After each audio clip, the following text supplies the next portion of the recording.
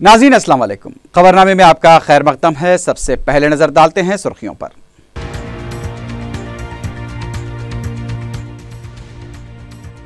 सरकारी मुलाजिमीन की सबुकदोशी की उम्र 58 साल ही रहेगी। असेंबली में वजीर फाइनेंस की वजाहत।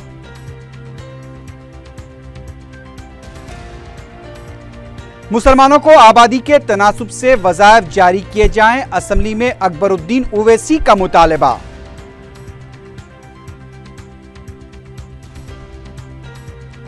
हुकूमत अक़लियतों को आबादी के तनासुब से वज़ाइफ जारी करेगी। अकबर ओवैसी के मुतालबे पर वज़ीर आला का तयक़ुन। बंजारा हिल्स में सनतकार पर फायरिंग वाक़े के मुल्ज़िमीन की शिनाख्त, जल्द गिरफ्तारी का इम्कान।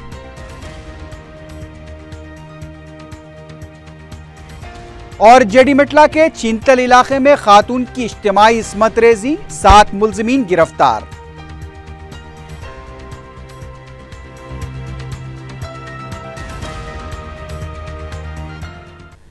सुर्खियां आपने देखी है, बढ़ते हैं खबरों की तफसील की जानिब।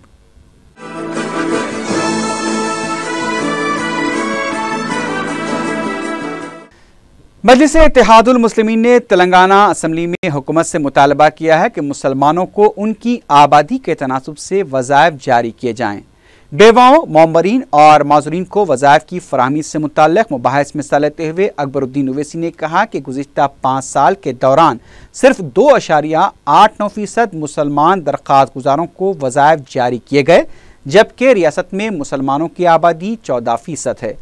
कायद मजलिस ने वज़ाइफ की उम्र 65 साल के बजाय 58 साल करने का मुतालबा किया। उन्होंने कहा कि हैदराबाद में वज़ाइफ के लिए 4 लाख से ज़्यादा दरख्वास्तें दाखिल की गईं, लेकिन सिर्फ 85,000 अफराद को ही वज़ाइफ फराहम किए गए हैं। अकबरुद्दीन ओवैसी ने पुराने शहर में एक आधार सेंटर खोलने का मुतालबा किया। उन्होंने कहा कि माजूरीन को वज़ाइफ के लिए मेडिकल सर्टिफिकेट्स के हुसूल में दुश्वारियां पेश आ रही हैं। हुकूमत पुराने शहर के एक टीचिंग हॉस्पिटल में भी एक मरकज कायम करे ताकि माजूरीन वहां से सर्टिफिकेट्स हासिल कर सकें। Sir, for minorities sir, if we have to see the percentage when calculated, this has been given by under RTI sir, the minority percentage is only 2.89% sir, only 2.89। आप बताइए कि 3% भी नहीं है। घर जब आते हैं तो माइनॉरिटीज नजरअंदाज होते हैं, जमीन दी जाती है नजरअंदाज, जब पेंशन दिया जाता है तो उसमें भी नजरअंदाज। मैं हुकूमत से दरखास्त करूंगा कि अब जो वजीफे दिए जाएंगे गरीबों को, बेवाओं को, माजूरीन को और दूसरे लोगों को, उसमें माइनॉरिटीज को भी बराबर का हक दिया जाना चाहिए। माइनॉरिटीज का पॉपुलेशन तेलंगाना स्टेट में 14% है, 14%, और 14% में हमको वजीफा मिलता है तो सिर्फ 2.89%। तो मैं उम्मीद करता हूं कि इस पर भी हुकूमत बराबर आबादी के तनासुब के हिसाब से, सच्चर कमेटी हो, रंगनाथ मिश्रा कमेटी हो या फिर कोई और कमेटी हो, हर कमेटीज ने यह आइडेंटिफाई किया है सबसे पसमानदा, सबसे कमजोर, सबसे पिछड़े हुए अगर कोई हैं जिनको मदद करनी चाहिए हुकूमत को, SC ST से भी पीछे हैं तो वो मुस्लिम माइनॉरिटीज हैं। लेकिन यह आदाद शुमार से ऐसा दिखता है कि हमारे साथ इंसाफ नहीं हुआ। मैं उम्मीद करता हूं कि हुकूमत की जानिब से इस पर गौर करेंगे साहब। I may recall that during the previous regime in undivided AP, thousands of eligible persons were denied. In Hyderabad, sir, figures have been given by my learned friends, sir. Or when we see the figures, sir, Hyderabad के लिए it is, sir, इतने ज्यादा 4 लाख दरखास्तें आती हैं हैदराबाद में sir, लेकिन उसमें से सिर्फ 85,000 को एलिजिबल करार दिया जाता है। साहब, ये हैदराबाद के साथ नाइंसाफी है। और मैं मिनिस्टर साहब से पूछना चाहूंगा कि इस 85,000 में पुराने शहर में कितने, ये भी बताइएगा। अगर जब पुराने शहर को देखते हैं साहब हम, तो 85 में से 10 से 15% भी नहीं रहते, गुर्बत है साहब वहां पर। तो मैं उम्मीद करता हूं कि ये नाइंसाफियां का जो मुसलसल सिलसिला जारी था साबिका हुकूमतों की जानिब से, वो नाइंसाफी का सिलसिला इस हुकूमत में नहीं रहेगा। और सर, ये अंडर द आसरा scheme pension cards are being issued to eligible person, the payment of pension will be hiked to Aadhaar cards, and all eligible beneficiaries have to obtain Aadhaar card before 31st January 2015 from 1st February 2015. Sir पुराने शहर में आधार card लेने के वास्ते कोई centre ही नहीं है। हम मुसलसल नुमाइंदगी करें कि आधार कार्ड का एक सेंटर दे दीजिए हैदराबाद में, ओल्ड सिटी में एक था, बंद कर दिया गया।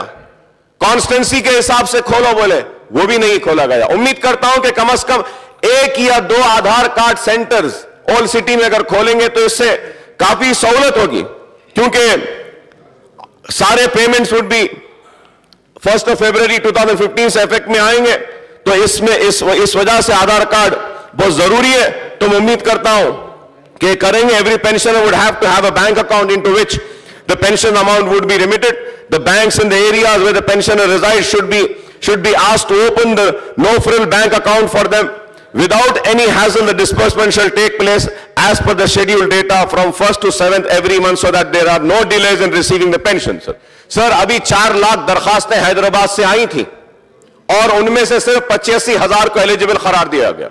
Out of 4 lakh change, only 85,000 were found eligible. I would like to come on record and say the reasons, sir. Sir, old city में बल्लागुड़ा मंडल है, बहादुरपुरा मंडल है, चारमीनार मंडल है, मलकपेट मंडल है। किसी गरीब को यह नहीं मालूम कि कौन से मंडल में देना है। चारमीनार वाला ले जाकर मलकपेट के मंडल में दरखास्त दिया। He had given his application. He resides in Charminar Mandal. He has submitted his application in Ballaguda मंडल।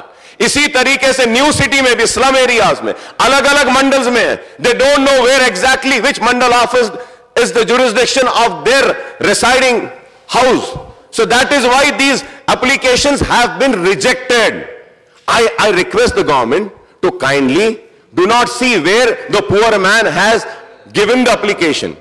वो जहां कहीं भी दिए होंगे, मलकपेट वाला चारमीनार में दिया, चारमीनार वाला बल्लागुड़े में दिया, बल्लागुड़ा वाला मलकपेट में दिया, कहीं का भी होने दो, उनके फॉर्म्स को देखना चाहिए क्या वो एलिजिबल है या नहीं।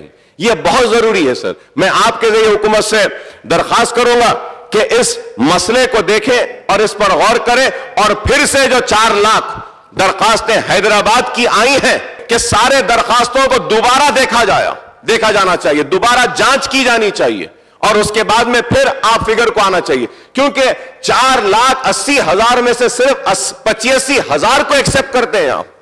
ये एकदम नाइंसाफी है सर। मैं उम्मीद करता हूं कि इस पर भी गौर करेंगे, और मैं उम्मीद करता हूं कि जो मसाइल को मैं उठाया हूं, और इन पर्टिकुलर हैदराबाद के ताल्लुक से कि जितने दरखास्तें आई थी, फिर से उनको रीचेक किया जाए, दोबारा देखा जाए, क्योंकि यहां पे बहुत से जरूरतमंद लोग हैं जिनको पेंशन की बहुत ज्यादा जरूरत है, गरीब है, मुस्तहिक है। और मैं उम्मीद करता हूं कि हुकूमत मुसलमानों को भी, माइनॉरिटीज को बराबर परसेंटेज डिस्ट्रिक्ट वाइज देगी, एक टारगेट फिक्स करेगी। क्योंकि आज तेलंगाना में सिर्फ 2.85 मुसलमानों को पेंशन दी जाती है।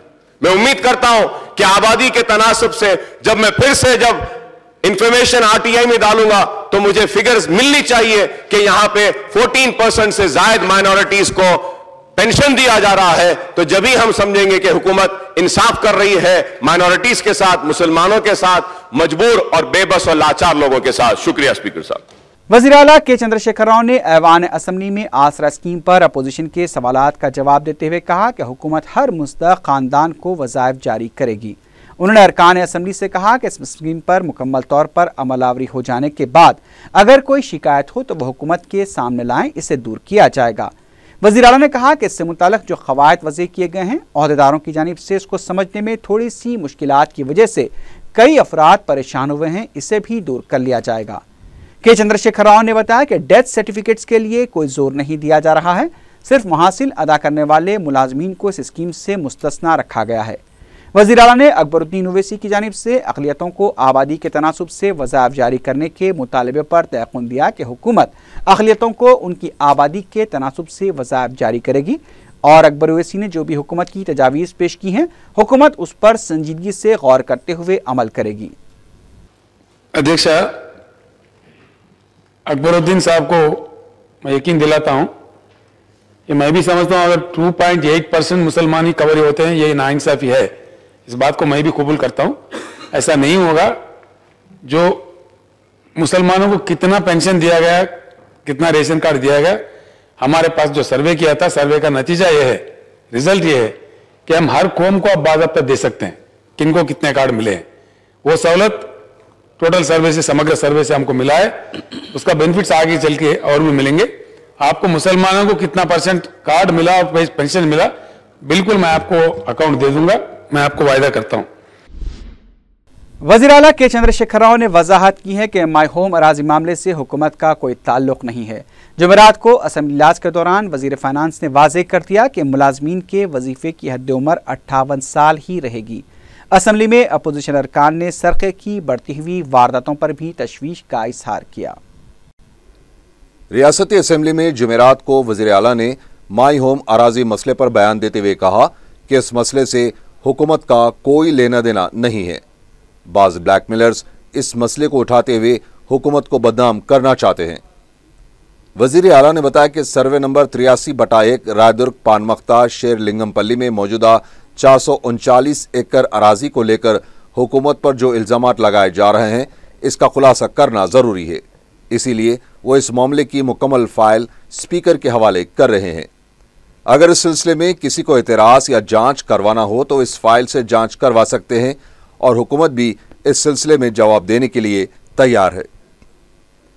वज़ीर आला ने कहा कि वो स्पीकर से अपील करते हैं कि पागलपन की तनकीदें करने वाले और गैर पार्लिमानी अल्फाज का इस्तेमाल करने वालों के खिलाफ सख्त कार्रवाई होनी चाहिए। इल्ज़ामात लगाने में कोई खुबात नहीं है, लेकिन इसे साबित भी करना चाहिए। वज़ीर आला ने बिलवास्ता तौर पर तेलुगुदेशम के रेवंत रेड्डी को निशाना बनाते हुए कहा कि असेंबली में अपनी गलतियों पर माफ़ी मांगने के बाद ही उन्हें मुबाहस में हिस्सा लेना चाहिए। इस दौरान जब रेवंत रेड्डी मुबाहस में हिस्सा लेने के लिए खड़े हुए तो हुक्मरान बेंचों से माफ़ी मांगने का मुतालबा करते हुए नारेबाजी की गई। वज़ीर तालीम जगदीशर रेड्डी ने कहा कि ऐसे रुकन को जो रियासत के मफादात को नुकसान पहुंचाने के लिए ऐवान को गुमराह कर रहे हैं, नाअहल करार देना चाहिए। इस मौके पर रेवंत रेड्डी ने सवाल किया कि आखिर वज़ीर आला के बचाव के लिए इतने अरकान की ज़रूरत क्यों पड़ रही है। रियासती वज़ीर हरीश राव ने इसका जवाब देते हुए कहा कि मुबाहस के लिए वो बिल्कुल तैयार हैं। तेलुगुदेशम का कोई भी रुकन बात करे, हमें इस पर कोई इतराज़ नहीं है, लेकिन रेवंत रेड्डी को पहले माफ़ी मांगनी चाहिए और फिर उन्हें मुबाहस में हिस्सा लेना चाहिए। बाद में ऐवान में शोरगुल शुरू हो गया, जिस पर कार्रवाई को आधे घंटे के लिए मुलतवी कर दिया गया। इससे पहले सुबह वक्फे सवालात के दौरान झीलों को कारकर्द बनाने से मुतालिक उठाए गए सवाल पर रियासती वज़ीर हरीश राव ने जो जवाब दे रहे थे, कहा कि मजलिस के फ्लोर लीडर अकबरुद्दीन ओवैसी ने इतराज़ करते हुए कहा कि वक्फे सवालात को मुबाहस में तब्दील किया जा रहा है। अकबर ओवैसी के इतराज़ पर इस सवाल को जल्द ख़त्म करते हुए दिगर सवालात पर जवाब दिए गए।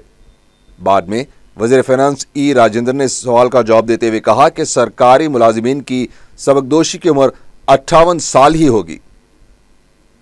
हर साल 8 ta 10,000 मुलाजिमीन सबकदोश हो रहे हैं। रियासत में जुमला 4,15,935 मुलाजिमीन खिदमात अंजाम दे रहे हैं।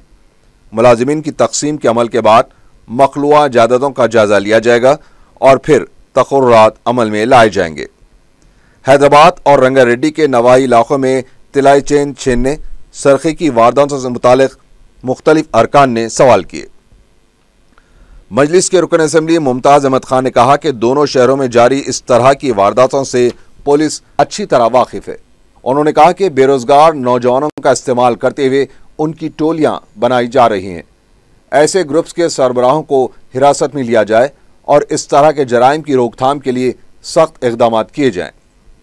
जनाब स्पीकर साहब, मैं आपके जरिए हुकूमत से कहना चाहता हूं कि ये जो चेन स्नैचिंग केसेस सिटी के अंदर हो रहे हैं, ये कोई इंडिविजुअल्स नहीं कर रहे हैं, बल्कि पुलिस को सारा इंफॉर्मेशन है कि गैंग्स के चीफ हैं जो बेचारे इनोसेंट बच्चों को इस्तेमाल करके जो बेरोजगार हैं उनको एक रोजगार का जरिया बताकर रोजाना 400-500 रुपये देकर एक एक चीफ के पास 300 400 बच्चे हैं जो स्नैचिंग करा रहे हैं, घरों में चोरियां करवा रहे हैं।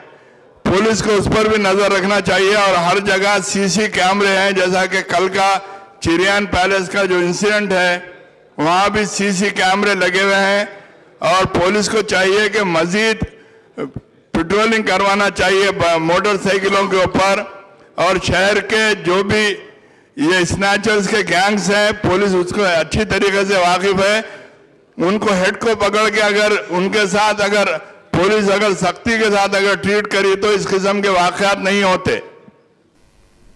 वज़ीर दाखिला नरसिम्हा रेड्डी ने मुमताज अहमद खान के सवाल का जवाब देते हुए बताया कि सरखी की वारदातों के खिलाफ हुकूमत सख्त इक़दाम कर रही है।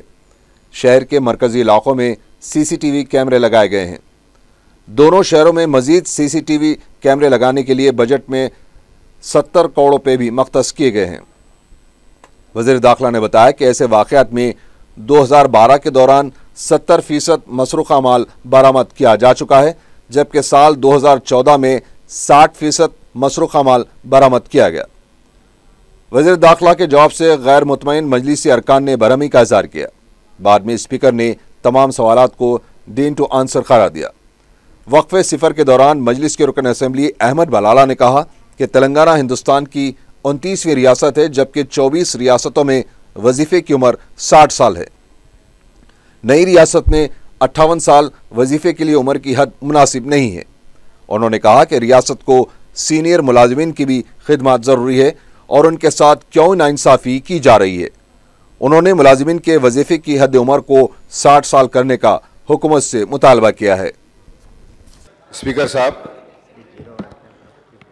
मैं आपके ज़रिए हुकूमत से ये हुकूमत की नोटिस में ऐलाना चाहूँगा कि आज हिंदुस्तान के अंदर 29 रियासतें हैं, जिनमें 24 रियासतों में रिटायरमेंट की एज 60 साल है, और आज तेलंगाना में जबकि ये नया स्टेट बना है, यहाँ पर मुलाजिमीन की सरकारी मुलाजिमीन की उम्र सिर्फ 58 साल है।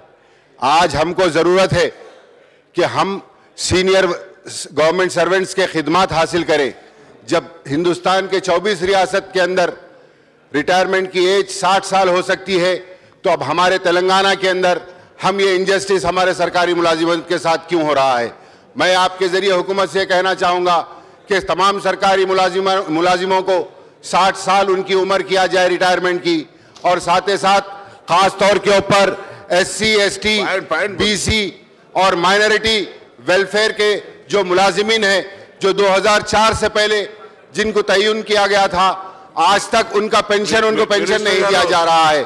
आज भी ये ज़रूरी है कि तमाम की उम्र बढ़ाई जाए ताकि हम सीनियर MLA बलाला साहब जो बोले हैं साहब, वो पॉइंट नोट किया गया सर। कांग्रेस सरकार ने इल्जाम लगाया है कि असेंबली को TRS पार्टी का दफ्तर बना दिया गया है। मीडिया से बात करते हुए अरकान असेंबली जीवन रेड्डी और DK अरुणा ने कहा कि दीगर जमातों के अरकान को बात करने का मौका तक नहीं दिया जा रहा है। स्पीकर भी इशारों में काम कर रहे हैं। अपोजिशन की किसी भी बात पर हुकूमत तवज्जो देने के लिए तैयार नहीं है। कांग्रेसी अरकान ने कहा कि अवान में अरकान अपनी मालूमात की बुनियाद पर अपना मौक़िफ़ ज़ाहिर करते हैं। हर बात में सबूत पेश करने का मुतालबा करना मुनासिब नहीं है। तेलुगुदेशम अरकान असेंबली ने सवाल किया है कि आया ये जमहूरियत है या मिलिट्री हुकूमत चल रही है। मीडिया से बात करते हुए रुकन असेंबली वेंकट रेड्डी ने कहा कि अवान में वज़ीर आला तेलुगुदेशम अरकान के खिलाफ ऑपरेशन ब्लू स्टार करने की धमकी दे रहे हैं। उन्होंने कहा कि वज़ीर आला खुद ऐवान में इस तरह की ज़बान इस्तेमाल कर रहे हैं और फिर उसूलों की बात भी कर रहे हैं। KCR बहैसियत वज़ीर आला नहीं बल्कि कंपनी के नुमाइंदे की तरह बात कर रहे हैं। उन्होंने कहा कि ऐवान में एक तरफा बात रखी जा रही है और सामने वालों की बात नहीं सुनी जा रही है। अब अवाम ही इसका फैसला करेंगे। कर्नाटक के बेलगाम से एक वफ़द ने दारुस्सलाम में मजलिसी क़ायदीन से मुलाकात की और उन्हें मुकामी मसाइल से वाकिफ़ करवाया। सदर मजलिस बैरिस्टर असदुद्दीन ओवैसी की अदम मौजूदगी पर मेयर माजिद हुसैन ने उनसे मुलाकात की और उनके मसाइल और हालात से बैरिस्टर ओवैसी को वाकिफ़ करवाने का तयक़ुन दिया। रुकन असेंबली नामपल्ली जाफर हुसैन मेराज ने अपने हल्के के मुख्तलिफ इलाकों में ज़ायद 3 करोड़ 70 लाख रुपए के तरक्याती कामों का इफ्तिताह अंजाम दिया। मज़कूरा रकम से CC रोड, BT रोड के अलावा सीवरेज लाइन बिछाई जाएगी। इस मौके पर मुकामी रुकन बलदिया यास्मीन सुल्ताना भी मौजूद थीं। दबीरपुरा पुलिस स्टेशन में स्कूली तलबा को असलाह का मुशाहिदा करवाया गया। इलाके के मुख्तलिफ स्कूल के तलबा को पुलिस के काम और खिदमात से भी वाकिफ करवाया गया। तलबा ने पुलिस लॉकअप का भी मुशाहिदा किया। इस मौके पर पुलिस स्टेशन के अहदेदार मौजूद थे।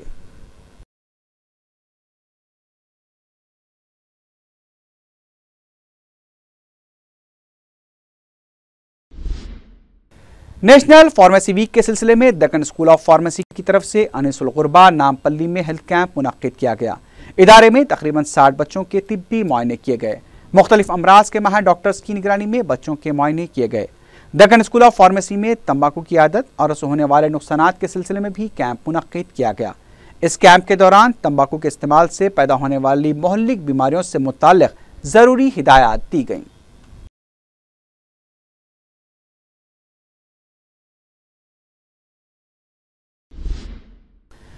साबिक वज़ीर-ए-आज़म इंदिरा गांधी के यौम पैदाइश के मौके पर हेल्थ केयर इंटरनेशनल की जानिब से मुख्तलिफ शोबे हयात में नुमायां कारकर्दगी का मुजाहरा करने वालों को अवार्ड से नवाजा गया। सदर तेलंगाना कांग्रेस कमेटी पनाड़ा लक्ष्मैया के हाथों अवार्ड्स की तकसीम अमल में आई। ओवैसी हॉस्पिटल की डॉक्टर बी जयंती को भी अवार्ड से नवाजा गया। बंजारा हिल्स के केबीआर पार्क के पास सनतकार नित्यानंद रेड्डी का अगवा करने की कोशिश और फायरिंग वाक़े के सिलसिले में 3 मुश्तबा मुलजिमीन की शिनाख्त करने का पुलिस ने दावा किया है। City commissioner police Mahendra Reddy ने बताया कि मुश्तबा मुलजिमीन की गिरफ्तारी के लिए खुसूसी टीमें भी तश्कील दी गई हैं। कमिश्नर पुलिस ने वाज़ेह किया है कि इस वाक़े का कोई भी मुलजिम सिटी पुलिस की तहवील में नहीं है। वाज़ेह है कि आर्म रिजर्व पुलिस के मुलाजिम ओबलेश को इस वाक़े में मुलव्विस समझा जा रहा है और पुलिस ने इसका खाका भी जारी किया था। पुलिस इस वाक़े के सिलसिले में 3 मुश्तबा अफराद की तलाश कर रही है। जड़ीमटला पुलिस ने खातून की इज्तिमाई इस्मत रेज़ी के इल्जाम में 7 अफराद को गिरफ्तार कर लिया है, जबकि टोली का कारकुन फरार होने में कामयाब हो गया। डीसीपी जड़ीमटला पुलिस श्रीनिवास ने मीडिया को बताया कि पुलिस ने इस सिलसिले में पवन, किरण, रवितेजा, गणेश, ब्रह्मम, प्रवीण और महबूब को गिरफ्तार कर लिया, जबकि एक शख्स फरार हो गया। उन्होंने बताया कि मुतासरा खातून चिंतल इलाके के सिंधी खाने से नशे की हालत में आ रही थी कि इन पुरों ने उसे अपने साथ ले जाकर मजीद सिंधी पिला दी। खातून जब नशे में धुत हो गई तो इनने उसकी आबरूरेज़ी की। पुलिस ने गिरफ्तार शुदा अफराद को जुमेरात के दिन अदालती तहवील में दे दिया है। लंगरोज पुलिस ने कम उम्र लड़की की इस्मत रेज़ी के इल्जाम में एक शख्स को गिरफ्तार कर लिया। इंस्पेक्टर लंगरोज पुलिस मोहम्मद जावेद ने मीडिया को बताया कि पुलिस ने गोलकुंडे के इलाके अहमद कॉलोनी में मोहम्मद फसी को गिरफ्तार कर लिया, जिसकी एक किराने की दुकान है जहां एक 10 साल लड़की खरीदारी के लिए आई थी। उन्होंने बताया कि मुलजिम मोहम्मद फसी गोलकुंडा पुलिस में ASI की हैसियत से काम करने वाले मोहम्मद गौस का बेटा है। पुलिस ने मुतासरा लड़की को मुआयने के लिए मैटरनिटी हॉस्पिटल मुंतकिल कर दिया है। जड़ीमटला पुलिस ने जड़ीमटला और पेट बशीराबाद पुलिस हदूद में मोटरसाइकिलों के सरके की वारदातें अंजाम देने वाले एक सारिक को गिरफ्तार कर लिया। डीसीपी बालानगर पुलिस ने मीडिया को बताया कि पुलिस ने तलाशी मुहिम के दौरान एक शख्स श्रीनिवास को गिरफ्तार किया, जो पुलिस को देखकर अपनी मोटरसाइकिल छोड़कर फरार होने की कोशिश कर रहा था। पुलिस ने उसका ताक़ुब करते हुए उसे पकड़ लिया। पुलिस ने श्रीनिवास के कब्जे से 8 मसरूखा मोटरसाइकिलें बरामद करते हुए उसे अदालती तहवील में दे दिया है। हिमानगर पुलिस ने तेलुगु देशम की खातून लीडर की पिटाई के इल्जाम में एक केस दर्ज किया है। जराये के मुताबिक ACP सुल्तान बाजार रवि कुमार के फर्जन अजय पर तेलुगु देशम लीडर सुदीना की पिटाई का इल्जाम है। मुतासरा खातून ने हिमानगर पुलिस स्टेशन पहुंचकर शिकायत दर्ज करने के बजाय पुलिस स्टेशन के सामने ही एहतजाज शुरू किया। सुदीना कॉर्पोरेट की नशिश से तेलुगु देशम के टिकट पर गुज़िश्ता इंतखाबात में हिस्सा ले चुकी है। बाद में हिमानगर पुलिस ने केस दर्ज कर लिया।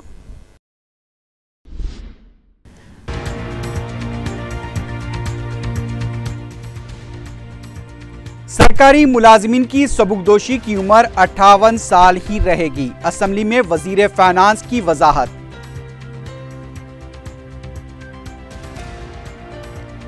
मुसलमानों को आबादी के तनासुब से वज़ाइफ जारी किए जाएं, असेंबली में अकबरुद्दीन ओवैसी का मुतालबा।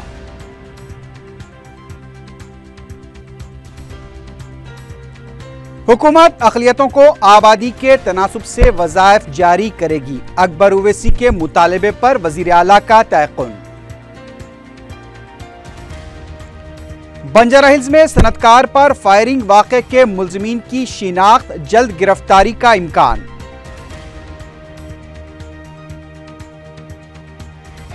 और जड़ीमटला के चिंतल इलाके में खातून की इज्तिमाई इस्मत रेज़ी, 7 मुलज़िमीन गिरफ्तार।